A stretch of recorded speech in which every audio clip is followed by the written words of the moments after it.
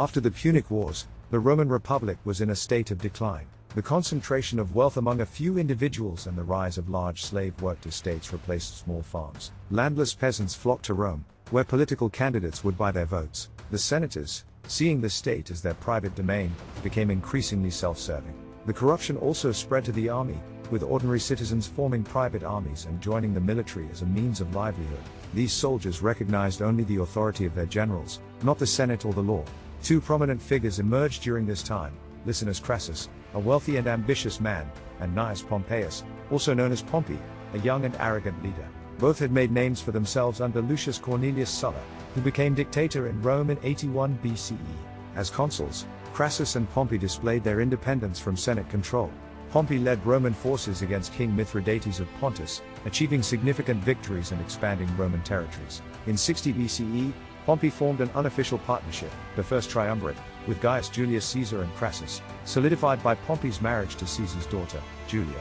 Under the First Triumvirate, Caesar became consul in 59 BCE and was granted a military command in Illyricum, Yugoslavia, and Gaul, France and northern Italy, for 5 years, later extended to 10 years. Pompey was given governorship over Spain, which he governed from Rome. However, with the death of Crassus in 53 BCE and increasing civil unrest, the First Triumvirate dissolved. Pompey, urged by senators, broke ties with Caesar, seeking to limit his command in Gaul and prevent him from becoming consul again. In 49 BCE, Caesar's term in Gaul ended, and he would have to give up his military command if he wanted to run for consul. When Pompey refused to do the same, Caesar opted for military action. Caesar and Pompey, along with their legions, engaged in a struggle for control of the Roman state. Outnumbered by Pompey's potential forces, Caesar relied on audacity. Violating Roman law, he crossed the Rubicon River with his legions into Italy, quickly gaining control of the region while Pompey retreated to the Balkans. After subduing Corsica, Sardinia, and securing loyalty in Spain, Caesar returned to Italy and had himself declared dictator by the Senate. In January 48 BCE, Caesar amassed enough ships to transport half of his army and pursued Pompey into the Balkans. He laid siege to Dyrrhachium, where Pompey was gathering his forces. However, Pompey's counterattack drove Caesar away. While leaving a detachment at Dyrrhachium, Pompey cautiously pursued Caesar into Thessaly in northern Greece, with another loyal army securing Macedonia. Caesar devised a strategy to draw Pompey into a battle by threatening his forces in Macedonia. Although Pompey had a numerical advantage and could wear Caesar down, he was reluctant to risk it in a pitched battle.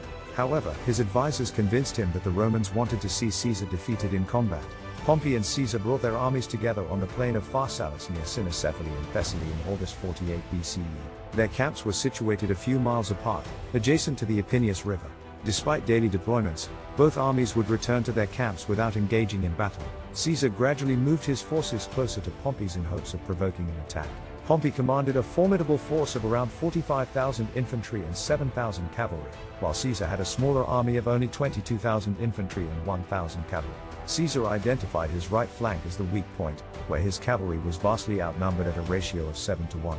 To compensate, he formed his troops into 3 lines, with an additional 4th line consisting of 6 cohorts positioned to cover his right rear. Caesar extended the intervals between his cohorts to match the frontage of Pompey's line, which was arranged in a standard formation. Caesar himself took position with the 4th line to the right rear. Pompey, however, refused to allow his men to initiate an attack.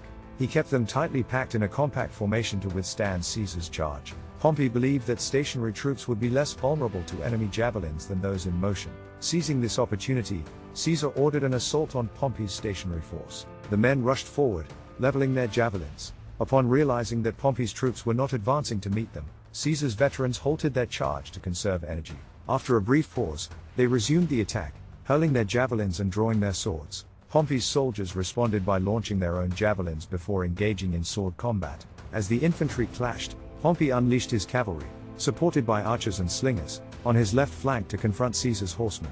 Although Caesar's cavalry fought valiantly, they were forced to retreat due to Pompey's overwhelming numbers. Caesar then deployed his reserve cohorts, charging with such force that Pompey's cavalry scattered.